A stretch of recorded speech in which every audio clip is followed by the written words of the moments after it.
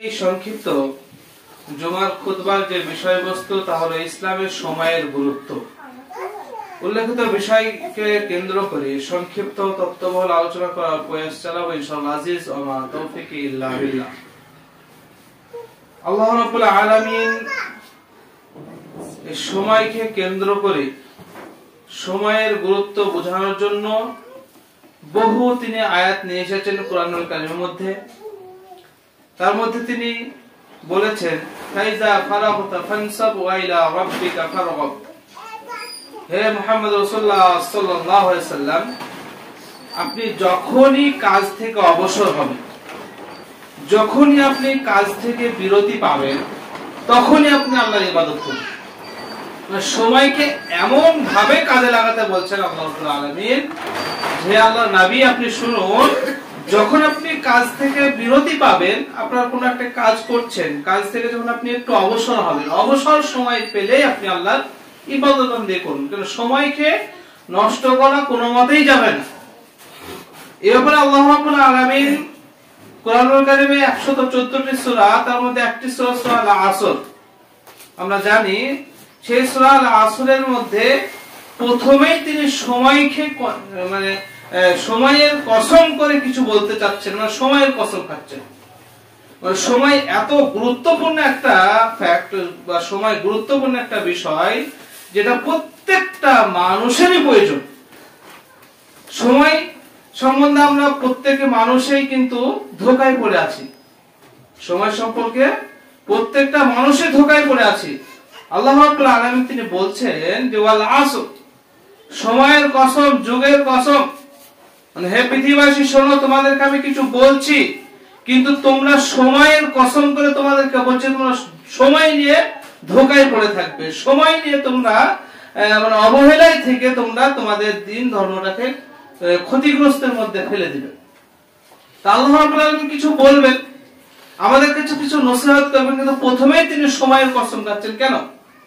মানে কিছু তিনি গুরুত্বপূর্ণ বলার আগেই সময়ের কসম খাচ্ছেন, মানে পরবর্তী যে কথাগুলো তিনি বলবেন সবটাই সময়ের সঙ্গে সম্পৃক্ত, সবটাই সময়ের মধ্যবর্তী কাজ, যার কারণে তিনি প্রথমেই সময়ের কসম খাচ্ছেন এবং গুরুত্বপূর্ণ কিছু কথা আমাদের সামনে আরো ব্যক্ত করবেন, যে কারণে আল্লাহ রাব্বুল আলামিন প্রথমে সময়ের কসম খাচ্ছেন।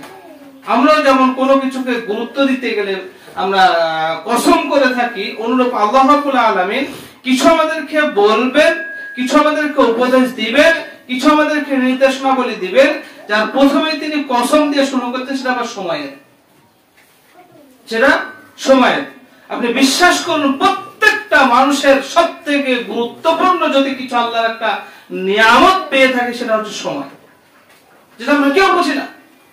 প্রত্যেকটা মানুষের জীবনে আপনাকে মানতে বাধ্য আপনি যে আপনার জীবনের সবথেকে গুরুত্বপূর্ণ যদি আল্লাহর কিছু নিয়ামত থেকে থাকে, সেটা হচ্ছে সময়, যেটা আমরা কেউ ভাবি না। আপনি কোনদিন ভেবেছেন যে আল্লাহ রাব্বুল আলামিন যে 24টা ঘন্টা দিন ও রাত মিলে আপনাকে সময় দিয়েছেন, এই 24টা ঘন্টার কি আমরা কদর করতে পেরেছি? এই 24টা ঘন্টা এত বড় নিয়ামত, এত বড় নিয়ামত, যার শুকরিয়া আপনি আদায় করতে পারবেন না। আপনারই বয়সের, আপনারই সমবয়সে আপনার কোন বন্ধু, আপনার কোন ভাই দেখুন এখন কবরে শুয়ে আছে, আপনি এখনো বেঁচে আছেন।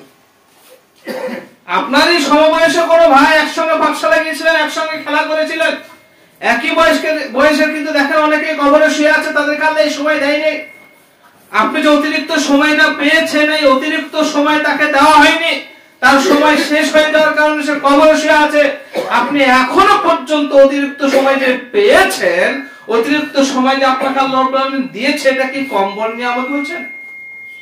যেটা আমরা কেউই বুঝি না। তাই আল্লাহ রাসূল সাল্লাল্লাহু আলাইহি ওয়াসাল্লাম বলেছেন সহিহ বুখারী 6412 নম্বর হাদিসে যে পৃথিবীতে সমস্ত মানুষের দুটো জিনিসে ধোঁকায় পড়ে যাবে। পৃথিবীর মানুষ দুটো জিনিসে ধোঁকায় পড়ে থাকবে। তার মধ্যে একটা হচ্ছে সুস্থতা, তার মধ্যে একটা কি বলেন সুস্থতা, আর একটা হচ্ছে তারা সময় নিয়ে ধোঁকায় পড়ে থাকবে। দেখুন আজকে বর্তমান সময়ে যতক্ষণ আপনি সুস্থ থাকছেন, ততক্ষণ কোন নামগন্ধ নাই ইবাদতবন্দি করা, তখন আপনি সঠিকভাবে ইবাদতবন্দি করছেন না, করলে কোন রকমে ফরজ যেগুলো সেগুলোই আদায় করছেন। কিন্তু যখন আপনি অসুস্থ হয়ে যাচ্ছেন, তখন আপনি ভাবছেন আইরে যদি একটু সুস্থতা হতাম, যদি একটু শরীরটা ভালো থাকতো, তাহলে কতই না ইবাদত করতাম, মসজিদে গিয়ে ফরজ সালাত আদায় করতাম, তাহাজ্জুদ করতাম, এই সে অনেক কিছু। আপনার ওই ভাই, ওই আপনার বন্ধু যে প্যারালাইজ হয়ে আপনার বিছানায় শুয়ে আছে, তার আর মসজিদে আসার ক্ষমতা নাই, সে এখন ভাবছে যদি শরীরটা সুস্থ থাকতো তাহলে মসজিদে গিয়ে সালাত আদায় করতাম। কিন্তু শরীর আল্লাহ এখন তাকে সাথ দিচ্ছে না, সময় তাকে আর সাথ দিচ্ছে না। সে সুস্থতা যখন ছিল তখন সে সুস্থতাকে কাজে লাগায়নি, সে সেটাই ধোঁকায় পড়েছিল, সেই সুস্থতায় সে তখন ব্যর্থ হয়েছিল, সে ইবাদত করতে পারেনি। আজকে সে অসুস্থতায় ভুগছে, তাই সে ভাবছে যে কখন আমি সুস্থ হব, সুস্থ হলে একটু আমি ইবাদত ঠিক মতো করতাম। তাই আল্লাহ রাসূল সাল্লাল্লাহু আলাইহি ওয়াসাল্লাম বলেছেন, আমার উম্মত দুটো জিনিস নিয়ে ধোঁকায় পড়ে থাকবে, তার মধ্যে একটি হচ্ছে সুস্থতা। সুস্থতা নিয়ে মানুষ ধোঁকায় পড়ে থাকবে। শরীর এখন সুস্থ আছে তো তাই বুঝতে পারছিলাম না, যখনই অসুস্থ হয়ে যায় তখনই আমরা বুঝতে পারি যে আরে সুস্থতার কতটা দাম।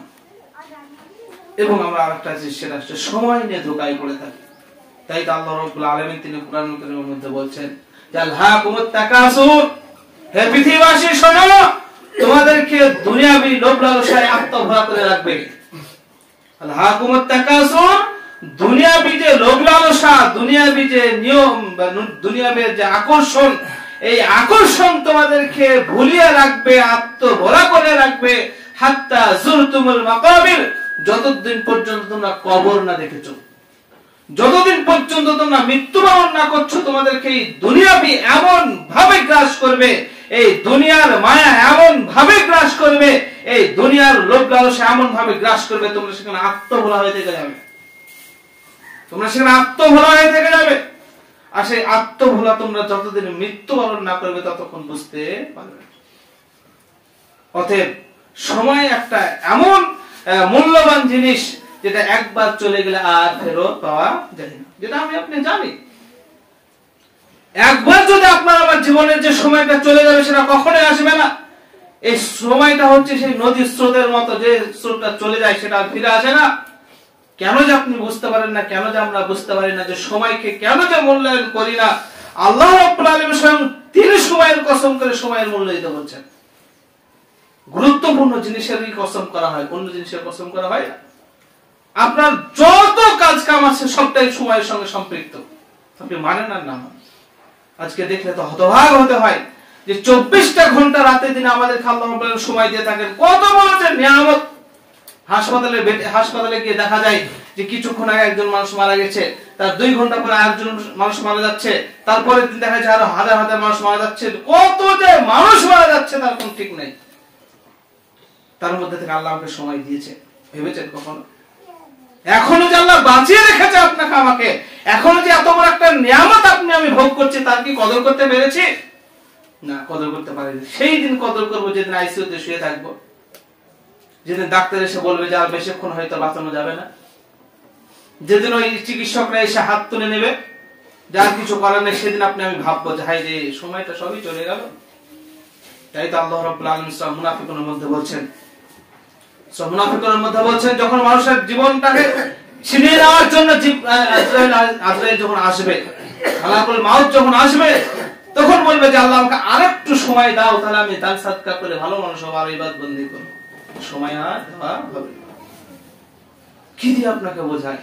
24টা ঘন্টার মধ্যে আমাদের যে কতক্ষণ সময় আল্লাহর জন্য কাটাতে পেরেছি কেউ ভেবেছি? যে রাত দিন মিলে 24টা ঘন্টা আপনাকে আমাকে আল্লাহ নিয়ামত হিসাবে দিচ্ছেন। এই 24টা ঘন্টার মধ্যে আপনি আমি যে কতক্ষণ সময় আল্লাহকে দিয়েছি তার হিসাবই করি না। আল্লাহ যদি একবার বলে, যেটা তো বলবেন অবশ্যই, যেটা আল্লাহ সাল্লাল্লাহু আলাইহি ওয়াসাল্লাম বলেছেন, কিয়ামতের দিন আমার উম্মতকে 5টা বিষয়ে প্রশ্ন না করা পর্যন্ত হিলতে দেওয়া হবে না, নড়াচড়া করতে দেওয়া হবে না। তার মধ্যে তার জীবনের সময়কে বুঝিয়ে দিতে হবে। তাকে যে সময় দেওয়া হয়েছিল 60 বছর, 50 বছর, 40 বছর, 30 বছর, এই সময়টা আল্লাহকে পাই টু পাই বুঝিয়ে দিতে হবে। এটা না বুঝানো পর্যন্ত আল্লাহ বলছে তাকে হিলতে দেওয়া হবে, তাকে নড়াচড়া করতে দেওয়া হবে না। তা আপনাকে যে আল্লাহ 24টা ঘন্টা সময় দিয়েছেন, সুস্থ শরীরে বেঁচে আছেন, এরপরে 24টা ঘন্টার মধ্যে কতটুকু সময় আল্লাহকে দিয়েছেন আমরা একটু বিবেচনা করি। 24 ঘন্টার সময়ের মধ্যে কতটুকু আল্লাহকে দিতে পারছি? অথচ আজকের বর্তমান যুবকদেরকে দেখলে হতবাক হতে হয়, 24টা ঘন্টার মধ্যে 20-22 ঘন্টা মোবাইলেই যে কাটিয়ে দেয়। 24 ঘন্টার মধ্যে 15 থেকে 18 ঘন্টার মোবাইলে যে কাটিয়ে দিই, একটু যে বিবেচনা করি না? ওই যুবককে কে বোঝাবে যে আল্লাহ রাব্বুল আলামিন যে তোমাদেরকে এত বড় একটা নিয়ামত দিয়েছে সময়, সেটার অপচয় এইভাবে করছো? ওই যুবককে কে বোঝাবে যে ঘর বন্ধ করে রাতের অন্ধকারে আপনার দরজা লাগিয়ে পাপ কাজ করছে, অথচ সেই আল্লাহ রাব্বুল আলামিন দরজার ফাঁক দিয়ে অক্সিজেন দিয়ে তাকে বাঁচিয়ে রেখেছে? বিবেচনা করেছেন কখনো? কখনো আপনি আমাকে ভাবতে পেরেছি যে আল্লাহ রাব্বুল আলামিনকে সদা সর্বদা বলছে আল্লাহ আমরা ব্যস্ত, সে আল্লাহ রাব্বুল আলামিন যিনি সময়কে সৃষ্টি করেছেন সেই আল্লাহকে আমরা ব্যস্ততা দেখাচ্ছি? সময় নিয়ে কখনো বিবেচনা আমরা করতে পারি? একটু বিবেচনা করা উচিত। আপনি আমি যে পৃথিবীতে অবস্থান করছি এটা কিসের? এটা মূলত একটা সময়, মূলত একটা সময়। আজকে আপনি সালারে অবস্থান করছেন, আপনি সালারে বসবাস করছেন, তার মানে আপনি একটা সময়ের মধ্যে আছেন। আপনি আমি একটা সময়ের মধ্যে আছি। আজকে যারা 2000 সালে জন্মগ্রহণ করছে 2050 2060 গিয়ে মারা যাবে, তার মানে তারা একটা সময়ের মধ্যে এসেছে। একটা সময়ের মধ্যে আল্লাহ আপনার নামটাকে প্রেরণ করেছেন। এই সময়টাই হচ্ছে আপনার আমার জীবন। যতই আপনি আমি সালারে বাস করি, যতই মুর্শিদাবাদে বাস করি, এটা নয়। একদিন এমন একদিন সময় আসবে যেখানে এই জায়গায় আপনি বসবাস করছেন, এই জায়গায় আপনার কোনো নাম নেওয়ার মতো লোকই থাকবে না। এই জায়গায় আপনি বসবাস করছেন, এই জায়গায় আপনার নাম নেওয়ার মতো কোনো মানুষই থাকবে না। আজ থেকে 200 বছর আগে এই জায়গায় কারা ছিল আপনি জানেনই না। আপনার বাপ দাদা, আপনার দাদর পূর্বপুরুষেরা কারা ছিল আপনি খোঁজই নেন না, আপনি জানার চেষ্টাও করেন না। তা আপনার আমার যে 200 বছর পরে কেউ নাম নেবে আপনি ভাবলেন কি করে? তার মানে একটা সময়ের মধ্যে আপনাকে আমাকে আল্লাহ পাঠিয়েছেন, যে সময়ের মধ্যে আপনি আমি বসবাস করে এই জায়গাতে, হতে পারে এখানে, হতে পারে অন্য জায়গায়, পৃথিবীর যে কোনো প্রান্তে আপনি আমি বসবাস করে সেই সময়ের মধ্যে থেকে চলে যেতে হবে। অতএব জীবনের একটা অপর নাম সময়। বলা যেতে পারে একটা অপর নাম হচ্ছে ইসলামের সময়। যে সময় কেন্দ্রিক আল্লাহ আপনাকে আমাকে পাঠিয়েছে, যে সময়ের মধ্যবর্তী সময়ে আপনি আমি দুনিয়াতে বসবাস করে চলে যাব, তারপরে আপনি আমি আর কিছু থাকবো। যেমন ভাবে আপনি আমি মৃত্যুর আগে কিছু ছিলাম না, জন্মের আগে কিছু ছিলাম না, অনুরূপ ভাবে মৃত্যুর পরও আপনি আমি কিছু থাকবো না। এই জায়গা আপনার আমার জন্য কিছু বহন করবে না। যে জায়গা আপনি আমি ছিলাম, আপনি আমি মারা গেলে এই জায়গা কিছু ক্ষতি হবে, তাও হবে না। এরকমও হবে না যে দুনিয়াতে কেউ না খেয়ে থেকে যাবে। এরকম হবে না যে আপনার আমার জন্য রাস্তাঘাট অচল হয়ে যাবে। এরকম হবে না যে আপনি আমি মারা গেলে বাজারঘাট বন্ধ হয়ে যাবে। কিছুই না, আপন গতিতে চলবে। এটাই পৃথিবীর নিয়ম। কিন্তু আপনি আমি কি সময়কে মূল্যায়ন করতে পারছি? আপনি আমি কি সময়কে কদর করতে পারছি? তাই তো আল্লাহ রাব্বুল আলামিন তিনি বলছেন যে হে পৃথিবীবাসী শোনো, ওয়াল আসর, আসরের কসম, সময়ের কসম, অর্থাৎ সময়কে তোমরা মূল্যায়ন করো। সময়কে যদি মূল্যায়ন করে তোমরা আনুষঙ্গিক যে কাজগুলো পরে আল্লাহ রাব্বুল আলামিন বলছেন সেগুলো করতে পারো, তাহলে তোমরা সাকসেসফুল হবে। পৃথিবীতে যত সাকসেসফুল মানুষ যাবে, যাদেরকে হিসাবে ধরা হয়, কাউন্টে ধরা হয়, তারা প্রত্যেকেই সময়কে কাজে লাগিয়েছে। এরকম নয় যে আপনার জন্য 24 ঘন্টা আল্লাহ বরাদ্দ করেছে আর একজন গরিব ওই ভ্যান চালকের জন্য 20 ঘন্টা বরাদ্দ করেছে, এটা নয়। প্রত্যেকের জন্যই সমপরিমাণ সময়, প্রত্যেকের জন্যই 24টা ঘন্টা সময়। কিন্তু দেখা যাবে এই 24টা ঘন্টা সময় লাগিয়ে কেউ বড় আলেম হয়েছে, এই 24টা ঘন্টা সময় লাগিয়ে কেউ বড় বিজনেসম্যান হয়েছে, এই 24 ঘন্টাকে সময় লাগিয়ে কেউ বড় ডাক্তার হয়েছে, এই 24 ঘন্টাকে সময় লাগিয়ে কেউ ভ্যান চালকে থেকে গেছে, এই 24 ঘন্টা সময় লাগিয়ে কেউ আবার আপনার ওই বেকার ও অথর্ব যুবক, ওই কুলাঙ্গার, সে কুলাঙ্গারি থেকে গেছে, জীবনে কিছু করতে পারেনি, ইবাদত বন্দেগিও করতে পারে। কারোর জন্য 20 ঘন্টা, কারোর জন্য 22 ঘন্টা, কারোর জন্য 24 ঘন্টা, এটা নয়। প্রত্যেকের জন্যই 24টা ঘন্টা আল্লাহ রাব্বুল আলামিন দিয়েছেন। কিন্তু কেউ আমরা সময়কে মূল্যায়ন করে নিজেদের জীবনে সাকসেসফুল আনতে পেরেছি, কেউ সময়কে মূল্যায়ন না করে আমরা অথর্ব অকজে থেকে গেছি। পৃথিবীতে বহু যুবকদেরকে দেখা যায় তারা এইভাবেই থেকে গেছে, না ইবাদত বন্দেগি করেছে, না ইবাদত বন্দেগির পাশাপাশি কোনো আনুষঙ্গিক কোনো কাজ করছে, কিছুই করে না। সময়কে কেউ মূল্যায়ন করে না। আর সময় যেটা চলে যায় সেটা ফিরে আসে না, সেটা আপনি হাড়ে হাড়ে টের পায়, হাড়ে হাড়ে জানে। তাই তো আল্লাহ রাব্বুল আলামিন বলছেন ওয়াল আসর ইন্নাল ইনসানা লাফি খুসর, নিশ্চয় এই সময় কেন্দ্রিক, এই সময়কে নিয়ে প্রায় সমস্ত মানুষই ক্ষতির মধ্যে থাকবে। কথা আল্লাহ বলছেন ওয়াল আসরের কসম, সময়ের কসম, ইন্নাল ইনসানা লাফি খুসর, এই সময়কে কেন্দ্র করে প্রায় সমস্ত মানুষই ক্ষতিগ্রস্ত হবে, সমস্ত মানুষ ক্ষতির মধ্যে থাকবে। কিন্তু তারা নয়, কারা? ইল্লাল্লাযীনা আমানু ওয়া আমিলুস সালিহাত ওয়া তাওয়াসাউ বিল হাক্কি ওয়া তাওয়াসাউ বিস সাবর। যারা চারটে গুণে গুণান্বিত, যারা চারটে কাজ করতে পারে, তারা কিন্তু ক্ষতির মধ্যে থাকবে না। তখন আল্লাহ বলছেন যে হে পৃথিবীবাসী তোমরা শোনো, এই সময়কে কেন্দ্র করে সবাই ক্ষতিগ্রস্তের মধ্যে থাকবে। আজকে দেখুন আপনি প্রায় মানুষই সময় নিয়ে ক্ষতিগ্রস্ত হয়ে আছেন। কেউ যে ভাবে না সারাদিনের একটা আপনার যে সারা দিন আপনি কোনো কাজ করছেন, যারা কাজে মন দিয়ে কাজ করে, যারা কাজের রুটিন মাফিক কাজ করে, যারা সময়কে কাজে লাগায়, তারা দেখবেন দিনের শেষে ঠিকই কামিয়াবি হয়। আর যারা সময়কে অপচয় করে, যারা সময়কে মূল্যায়ন করে না, তারা কখনোই কামিয়াবি হতে পারে না। তাই তো আল্লাহ বলছেন যারা সময়কে মানে আপনার মূল্যায়ন করে না, তারা সব ক্ষতিগ্রস্ত, তারা সব ক্ষতিগ্রস্ত হয়। আজকে আপনি চিন্তা ভাবনা করুন, যারা আমরা সকালবেলায় উঠেছি ফজর সালাত আদায় করতে, ফজর সালাত আদায় করার পরে ঠিকই কাজগুলো পরপর গুছিয়ে আমরা করতে পারছি। আর এই সময়কে ম্যানেজমেন্ট করা, সময়কে আপনার সঠিকভাবে কাজে লাগানোর সবথেকে বড় মানে পদ্ধতি সেটা আল্লাহ রাব্বুল আলামিন করে দিচ্ছেন, সেটা হচ্ছে 5 ওয়াক্ত সালাত। এই সময়কে যথাযথভাবে কাজে লাগাতে পারে 5 ওয়াক্ত সালাত আদায়ের মাধ্যম দিয়ে। কিভাবে একটু আপনাকে বুঝিয়ে বলি। আল্লাহ রাব্বুল আলামিন সবথেকে বড় প্ল্যানকারী, আল্লাহ রাব্বুল আলামিন সবথেকে বড় সৃষ্টিকর্তা, তিনি আমাদের মানে খালেক। অতএব তিনার মতো নিপুণ কোন কেউ কারিগর নাই যে সঠিকভাবে কোন রুটিন করতে পারে। সেই মহান রব্বুল আলামিন এই 24টা ঘন্টা তিনি সঠিকভাবে রুটিন করেছেন এবং সঠিকভাবে তিনি ভাগ করেছেন, সেটা হচ্ছে 5 ওয়াক্ত সালাতের মাধ্যমে। একজন ব্যক্তি যখন ফজরের সালাত আদায় করে, ফজরের সালাত আদায় করার পরে দীর্ঘ জোহর পর্যন্ত প্রায় 8 থেকে 8.5 ঘন্টা সময় পেয়ে যায়। এই যে সময়টা সে যথোপযুক্ত যখন কাজে মন দেবে, তার কোনো কাজ আর বাকি থাকবে না। একজন ব্যক্তি তার সময়কে তখন মূল্যায়ন করতে পারবে যখন সে সালাতের মুখ থাকবে, তার জীবন যখন সালাত কেন্দ্রিক পরিচালিত হবে, তখনই সে সঠিকভাবে সময়কে মূল্যায়ন করতে পারবে। আর যারা সালাত আদায় করবে না, যারা সালাতমুখী হবে না, তাদের কোনো সময়ের গুরুত্ব থাকবে না। যে ব্যক্তি আপনার 10টার সময় অফিস ধরবে, ঘুম থেকে উঠে 8টা-9টার সময় সে তাড়াহুড়া করে অফিস যাবে, সারাদিন অফিসে কাজ করে আসার পরে দেখবে সবই কাজ বাকি আছে, হবে না। আল্লাহ রাব্বুল আলামিন তিনি 5 ওয়াক্ত সালাত, 5টি সালাত বেঁধে দিয়েছেন 24টা ঘন্টার মধ্যে। এমন ভাবে আপনাকে এই সময়টা ভাগ করে দিয়েছেন, আপনি একটু যদি বিবেচনা করেন, একটু যদি আপনি নিজে থেকে স্টাডি করেন, তাহলে বুঝতে পারবেন।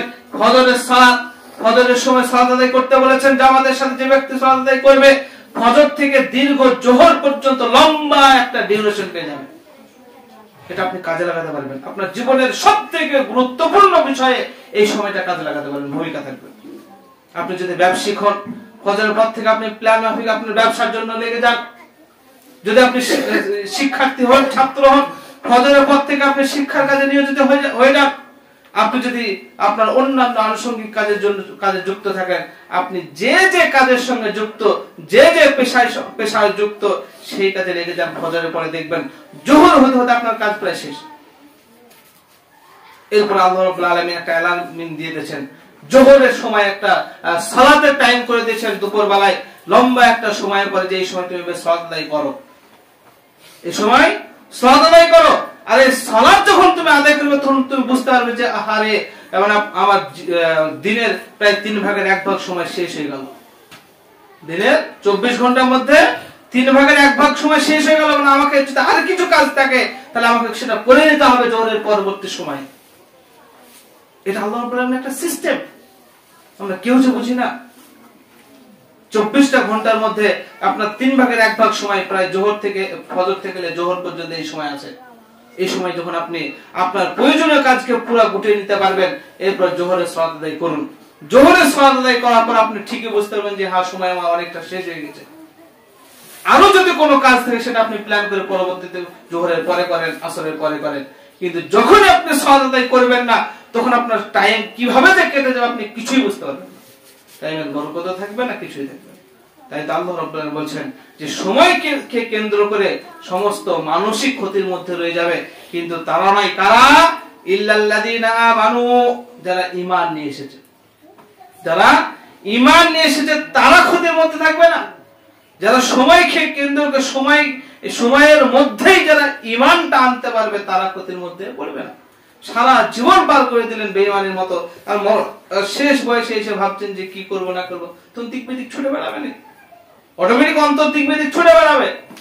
সময়কে যদি কাজে লাগিয়ে ঈমান আনতে পারেন, ঈমান যথাযথ, তারপরে যে কাজগুলো বলছেন যে যারা ক্ষতির মধ্যে থাকবে না, সবই সময়ের সঙ্গে সম্পৃক্ত। মানে কি, সময়কে মূল্যায়ন করতে হবে। সময়কে যদি মূল্যায়ন না করেন, আপনার ঈমানও টিকবে না, ঈমানও আপনি ঠিকঠাক যথাযথভাবে আনতে পারবেন না। আর সময়কে যদি আপনি মূল্যায়ন না করেন, তাহলে সঠিক শতামলও করতে পারবেন না। যেমন ফজরের পূর্বে 2 রাকাত সালাত আদায় করতে হয়, সেটা কি বলেন? সুন্নাত সালাত। পৃথিবীতে যা কিছু আছে সবথেকে মূল্যবান সেটা হচ্ছে ফজরের 2 রাকাত সালাত। ফজরের পূর্বে 2 রাকাত সুন্নাত সালাত। পৃথিবীর সমস্ত, পৃথিবীতে যত অর্থ সম্পদ আছে, ধন দৌলত আছে, সব যদি একটা দাঁড়িপাল্লায় চাপিয়ে দেন, আর ফজরের পূর্বে 2 রাকাত সুন্নাতকে যদি এক দাঁড়িপাল্লায় চাপিয়ে দেন, একদিকে ফজরের পূর্বে 2 রাকাত সুন্নাতটা ভারী হবে। আলহামদুলিল্লাহ। আপনি যদি সময়কে মূল্যায়ন না করেন, ফজরের পূর্বে, ফজরের ফরজ সালাতের পূর্বে যদি 2 রাকাত সালাত, এই সুন্নাতের সালাত না আদায় করেন, তাহলে আপনার জীবনে কি আছে? এটা একটা সময়ের ব্যাপার। আপনি সময়কে যদি মূল্যায়ন করেন, তবে আপনি ফজরের পূর্বে যথাযথ সময় দিয়ে সেই সময় আপনি ফজরের পূর্বে 2 রাকাত সুন্নাত সালাত আদায় করতে পারবেন, তাহলে আপনি অনেক বিশাল একটা জ্ঞান হবে।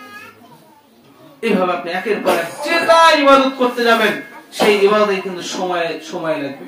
ফরজ সালাতের পরে আল্লাহ রাসূল সাল্লাল্লাহু আলাইহি ওয়াসাল্লাম তিনি বলছেন, কেউ যদি আয়াতুল কুরসি পাঠ করে, কেউ যদি আয়াতুল কুরসি পাঠ ফজরের ফরজ নামাজের পরে, যে কোনো ফরজ নামাজের পরে যদি পাঠ করে, তাহলে সে জান্নাতে চলে গেছে, মরলেই সে জান্নাতে যাবে। যদি আপনার সময় সম্পর্কে জ্ঞান না থাকে, সময় যদি আপনি কাজে না লাগান, তাহলে এই ইবাদতগুলো আপনি করতে পারছেন না। তাই তো আল্লাহ রাব্বুল আলামিন বলছেন, সময় কেন্দ্রিক সমস্ত মানুষ ক্ষতির মধ্যে থাকবে, কিন্তু তারা নাই যারা সময়কে মূল্যায়ন করবে, সময়কে গুরুত্ব দিবে, সময়কে যথাযথ পালন করবে, সেই সময় ইবাদত বান্দেগী যথোপযুক্ত করবে, তারা কিন্তু ক্ষতির মধ্যে থাকবে না। কিন্তু দুর্ভাগ্য হলো সত্য, আজকে প্রায় মানুষকেই দেখা যায় সময়কে এমনি এমনি পার করে, গল্প গুজব করে, হাসি ঠাট্টা করে, মোবাইলের মাধ্যমে সময়কে এমনি অপচয় করে দিই। আপনি একবার বিবেচনা করবেন, আপনি আমি যদি 60 বছর জীবন পাই, 60 বছর জীবনের মধ্যে যেমন 3 ভাগের 1 ভাগ অর্থাৎ 24 ঘন্টার মধ্যে রাতে যদি আমরা 8 ঘন্টা ঘুমিয়ে কাটাই, তাহলে অনুরূপ ভাবে জীবনের 3 ভাগের 1 ভাগ ঘুমিয়ে কাটাচ্ছি। বুঝতে পারলেন না? মনে হয় 24 ঘন্টা রাত ও দিন, তার মধ্যে আমরা 8 ঘন্টা ঘুমাচ্ছি, তার মানে 3 ভাগের 1 ভাগ ঘুমিয়ে কাটাচ্ছি। তো 3 ভাগের 1 ভাগ যদি একটা দিন ও রাতে 24 ঘন্টায় ঘুমিয়ে কাটাই, মানে 8 ঘন্টা ঘুমিয়ে কাটাই, তাহলে 60 বছর যদি আমি আপনি বাঁচি, 60 বছর যদি আমি আপনি দুনিয়াতে অবস্থান করি, তাহলে প্রায় এইভাবেই যদি চলি এই অনুপাতে, তাহলে প্রায় 20টা বছর আমরা ঘুমিয়ে কাটাচ্ছি। নরমালি ভেবেছেন কখনো যে আল্লাহ রাব্বুল আলামিন দুনিয়াতে পাঠিয়েছেন যে আহসিবুন নাস ইয়াতরাকু ইয়াকুলু আমান্না বিল্লাহি ওয়া হুম লা ইফতানুন? মানুষকে ভেবে নেয় যে তাদেরকে এমনি ছেড়ে তো পরীক্ষা করব না। এটা হচ্ছে একটা পরীক্ষাগার। এই পরীক্ষাগারে আসার পরেও আমি আপনি সচরাচর এমনি যে স্রোতে চলছি, যে 3 ভাগের 1 ভাগ ঘুমিয়ে কাটাচ্ছে, অর্থাৎ 60 বছর যদি বেঁচে থাকে, 20 বছর ঘুমিয়ে কাটাচ্ছে। অতএব আমরা সময়ের যদি মূল্যায়ন না করি, সবাই যে ক্ষতির মধ্যে পড়বো না, এটা আপনি আমি একেবারেই স্পষ্ট বুঝতে পারছি। অতএব সবাই ক্ষতির মধ্যে পড়ে যাবে। তাই তো আল্লাহ বলছেন, তারা পড়বে না, তারা ক্ষতিগ্রস্ত হবে না যারা ঈমান নিয়ে আসতে পারে আর সৎ আমল করতে পারে। 3 নম্বর গুণ তিনি বলছেন, ওয়াতাওয়াসাউ বিল হক, যারা হকের উপর নিজেরা প্রতিষ্ঠিত থাকে এবং অপরকে হকের উপর প্রতিষ্ঠিত থাকার জন্য কি করে? অনুরোধ করে, তারা কি করে? দাওয়াত দেয়। এরাও এই ক্ষতিগ্রস্তের মধ্যে পড়বে। এটা একটা সময়ের ব্যাপার, এটা একটা কি সময়ের ব্যাপার। যখন আপনি নিজে হক জানবেন, হক মানবেন, হকের প্রতি প্রতিষ্ঠিত থাকবেন, আর অপরকে যখন হকের দাওয়াত দেবেন, এটা একটা সময়ের ব্যাপার। সময়কে যদি আপনি রুটিন মাফিক কাজে না লাগাতে পারেন, আপনি যে ক্ষতির মধ্যে পড়বেন, এটা আল্লাহ বলছেন।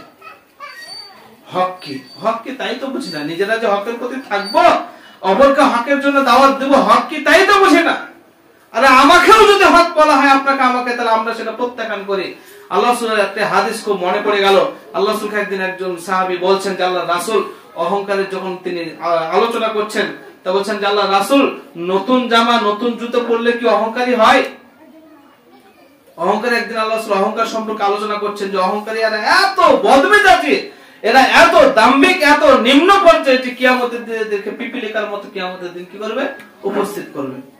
আর তাদেরকে যারা অহংকার করে দুনিয়াতে চলাফেরা করে, তাদেরকে কিয়ামতের দিন পিপিলিকার মতো উপস্থিত করিয়ে জাহান্নামেতে নিক্ষেপ করাবেন। আবার জাহান্নামের মধ্যে একটি জেলখানা আছে, সেই জেলখানার মধ্যে তাদেরকে নিক্ষেপ করবে যারা অহংকার করে। তো এই ভাষণ যখন দিচ্ছেন, তার একজন সাহাবী বলছেন যে আল্লাহর রাসূল, কেউ যদি নতুন জামা নতুন জুতা পরে রাস্তায় চলাফেরা করে, সেও কি অহংকারী হবে? তো বলছেন যে না, আল্লাহ রাব্বুল আলামিন নিজেও সুন্দর এবং তিনি সুন্দরতাকে ভালোবাসেন। অহংকার কি জিনিস শুনো। অহংকার হচ্ছে যারা হককে তুচ্ছ করে, যারা হককে মেনে নেয় না, যারা হককে বুড়া আঙুল দেখায়, এরা হচ্ছে অহংকার। কি বুঝলেন? এই আয়াতে যে আল্লাহ বললেন যে যারা হকের উপর প্রতিষ্ঠিত থাকে এবং হকের জন্য মানুষকে দাওয়াত দেয়, এরা ক্ষতির মধ্যে পড়বে না। আর যখন আপনার আমার সামনে হক বলা হয়, তো সেটাকে বুড়া আঙুল দেখিয়ে নিজ গতিতে চলি, এরাই হচ্ছে অহংকারী, যেটা আল্লাহ রাসূল বলছেন। যখন মানুষের সামনে কোনো হক কিছু বলা হয়, সহিহ হাদিস ও কুরআন মোতাবেক কোন আমল বলা হয়, সে যখন বুড়া আমল দেখায়, সেই হচ্ছে অহংকারী, যার জন্য কিয়ামতের দিন পিপিলিকার মতো তাকে উপস্থিত করা হবে এবং জাহান্নামে একটা কারাগারে তাকে নিক্ষেপ করা হবে। অতএব যারাই হককে প্রত্যাখ্যান করে, যারাই জানে বুঝে যে এটা হক, এটা সহিহ হাদিসে আছে, এটা কুরআনে আছে, এরপরও যারা প্রত্যাখ্যান করে, এরাই হচ্ছে অহংকারী। এদেরকে কিয়ামতের দিন আল্লাহ রাব্বুল আলামিন এইভাবে তাদেরকে ধ্বংস করবেন, এইভাবে তাদেরকে জাহান্নামে নিক্ষেপ করবেন। আর কারা অহংকারী? যারা তাদের পারিপার্শ্বিক গরিব মানুষদেরকে, অসহায় মানুষকে তুচ্ছ মনে করে, এরা হচ্ছে অহংকারী। যেটা বলছিলাম, হক নিজেকেও পালন করতে হবে এবং অপরকে দাওয়াত দিতে হবে। হককে যদি আপনি তুচ্ছ মনে করেন, তাহলে আপনি হয়ে যাবেন অহংকারী। পাপ তো হবে, তার সাথে সাথে একটা বদগুণ আপনার মধ্যে লেগে যাবে, একটা বদ চরিত্র আপনার মধ্যে ফুটে উঠবে, সেটা হচ্ছে অহংকার, যেটা আল্লাহ কি করেন না? বরদাস্ত করেন না। অতএব হক কখনোই অবহেলা করবেন না। হক যে কোনো মূল্যে হককে পালন করার চেষ্টা করবেন এবং অপরকে দাওয়াত দিবেন। নাম্বার 4, এটা বলে বক্তব্য শেষ করব, ওয়াতাওয়াসাউ বিস-সাবর, যারা বিপদ আপদে নিজেরাও ধৈর্য ধারণ করে এবং অপরকে ধৈর্য ধারণ করার জন্য দাওয়াত দেয়। এই 4 শ্রেণীর মানুষ কিন্তু ক্ষতির মধ্যে থাকবে না। এই 4 শ্রেণীর মানুষ কিন্তু ক্ষতির মধ্যে পড়বে না। বক্তব্য শেষের দিকে আরেকবার সিরিয়াল মনে করার জন্য চেষ্টা করছি আপনাদেরকে। আল্লাহ রাব্বুল আলামিন সূরা আসরের মধ্যে বললেন, সময়ের কসম খেয়ে, যে ইন্নাল ইনসানা লাফি খুসর, প্রায় সমস্ত মানুষই এই সময় নিয়ে কি থাকবে? ক্ষতিগ্রস্তের মধ্যে পড়ে থাকবে। এই সময় কেন্দ্রিক তারা ক্ষতির মধ্যে পড়ে থাকবে। সময়কে বিবেচনা করতে পারবে না, সময়কে তারা গুরুত্ব দেবে না, সময়কে তারা মূল্যায়ন করবে না। এই রকম মানুষ সবাই ক্ষতিগ্রস্ত হয়ে যাবে, কিন্তু তারা বা ক্ষতিগ্রস্ত হবে না যাদের মধ্যে 4টে গুণ থাকবে। নাম্বার 1, ইল্লাল্লাযিনা আমানু, যারা ঈমান নিয়ে আসতে পারবে সময় কেন্দ্রিক। এটা একটা কি? সময় কেন্দ্রিক। যারা ঈমানকে যথাযথভাবে নিয়ে আসবে, ঈমান যথাযথভাবে আনয়ন করবে, তারা। নাম্বার 2, ওয়া আমিলুস সালিহাত, যারা সৎ আমল করতে পারে, এটাও সময়ের সঙ্গে সম্পৃক্ত। যারা যথাযথভাবে সৎ আমল করবে, এরা কিন্তু ক্ষতির মধ্যে পড়বে না। নাম্বার 3, ওয়াতাওয়াসাউ বিল হক, যারা নিজেরা হকের উপর থাকবে এবং অপর মানুষকে হকের জন্য দাওয়াত দেবে, এরা কিন্তু ক্ষতির মধ্যে থাকবে না, এটাও সময়ের সঙ্গে সম্পৃক্ত। ওয়াতাওয়াসাউ বিস-সাবর, যারা বিপদ আপদে নিজেরা ধৈর্য ধারণ করবে। কেন? হকই যখন মানুষকে বলতে যাবেন, তখন মানুষ আপনাকে অকথ্য ভাষায় গালি দেবে। হক যখন আপনি মানুষের সামনে প্রচার করবেন, মানুষ তখন আপনাকে নারাজ করবে, মানুষ তখন আপনাকে জুলুম করবে, মানুষ আপনার প্রতি অত্যাচার করবে, তখন আপনাকে ধৈর্য ধারণ করতে হবে, কথা আল্লাহ বলছে। আর এই 4টে গুণ যদি আপনার আমার মধ্যে থাকে, তাহলে আপনারা ক্ষতির মধ্যে পড়ব না। আর যদি না পারি, তাহলে সময়কে মূল্যায়ন না করতে পারি, তাহলে আমি ক্ষতির মধ্যে পড়ে যাব। এটা আল্লাহ রাসূল সাল্লাল্লাহু আলাইহি ওয়াসাল্লাম তিনি বলেছেন যে আমার উম্মত দুটো জিনিসে তারা ধোঁকায় পড়ে থাকবে, একটা হচ্ছে অবসর, একটা হচ্ছে কি সুস্থতা, আর একটা হচ্ছে সময়। এই দুটো জিনিস নিয়ে মানুষ ধোঁকায় পড়ে থাকবে। তাই তো আল্লাহ রাসূল সাল্লাল্লাহু আলাইহি ওয়াসাল্লাম তিনি বললেন এক হাদিসে যে 5টা জিনিসকে তার 5টা সময়ের আগেই মূল্যায়ন করা উচিত। তার মধ্যে একটা তিনি বলছেন, যৌবন কালকে মূল্যায়ন করা উচিত তার বার্ধক্য এসে যাওয়ার আগে। যৌবন কালকে মূল্যায়ন করা উচিত বার্ধক্য আসার আগে। যৌবন কালকে হেলাই ফেলাই কাটিয়ে দিয়ে যখন বার্ধক্য উপনীত হয়ে যাবে, তখন ভাববে, ওপরে যুবক অবস্থায় যদি সঠিকভাবে সময়টা কাজে লাগাতাম। আল্লাহ রাসূল তারপরে বলছেন যে তার সুস্থতা দেহে কাজে লাগাতে হবে, সুস্থতাকে অসুস্থতা আসার আগে। যখন সে সুস্থ থাকবে তখন তাকে কাজে লাগাতে হবে, সুস্থতা দিয়ে ইবাদত বন্দেগী করতে হবে, সুস্থতা দিয়ে তাকে ইনকাম পাতি করতে হবে। অসুস্থ হওয়ার আগে যখন সে অসুস্থ হয়ে যাবে তখন আর কিছু করার থাকবে না, হাজারো মাথা ঠুকলে কিছু করার যে থাকবে না। পরীক্ষা হয়ে যাওয়ার পরে যখন রেজাল্ট হয়ে যায় হাজারো মাথা ঠুকলে আর কিছু হবে না। তাই তো আল্লাহ বলছেন তার সুস্থ কাজে লাগাতে হবে তার অসুস্থ হওয়ার আগে। এরপর তিনি বলছেন তাকে তার জীবনটাকে সে কাজে লাগাবে তার মৃত্যু আসার আগে। জীবনটাকে কি করতে হবে? কাজে লাগাতে হবে মৃত্যু আসার আগে। তারপর তিনি বলছেন তার অবসরটা কাজে লাগাও ব্যস্ততা হওয়ার আগে।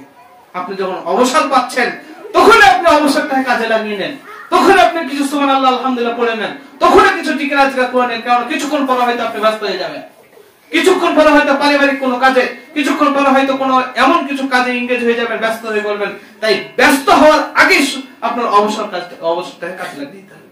আল্লাহ যেন আমাদের প্রত্যেককে বোঝার তৌফিক দান করেন। সকলে আল্লাহুম্মা আমিন। এবার আজকের খুতবা এখানে শেষ করছি। ওয়া মা আলাইনা ইল্লাল বালাগ।